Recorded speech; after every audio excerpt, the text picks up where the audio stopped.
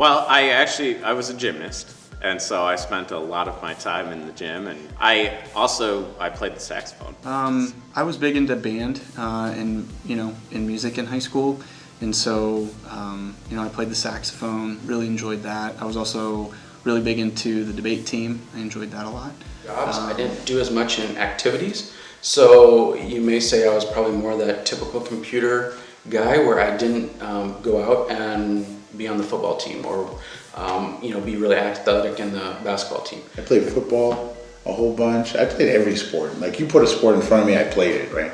Heck, I even tried hockey and failed miserably. When I was growing up, I was involved in choir, mock trial when I was in middle school,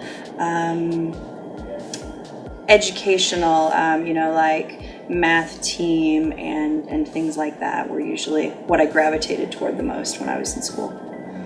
I sang. I was in 2 dance groups. We were part of several rap groups and all, and we'd go do competitions and talent shows and stuff like that. And I like to tinker with things, take things apart. I love to try to rebuild things. It was very common for me growing up to take something apart and put it back together and realize I had 4 screws left over and not sure where the heck they were supposed to go to. But my dad brought home a personal computer for the family, and I immediately dove in, wanted to learn everything I could about it.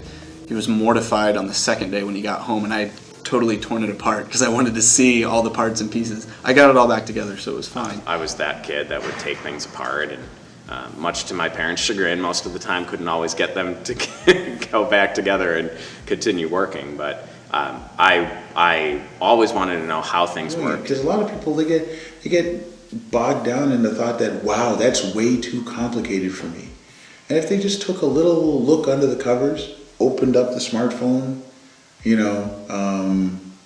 grabbed their parents' old tower and unscrewed it and took a look at the components, they'd be surprised.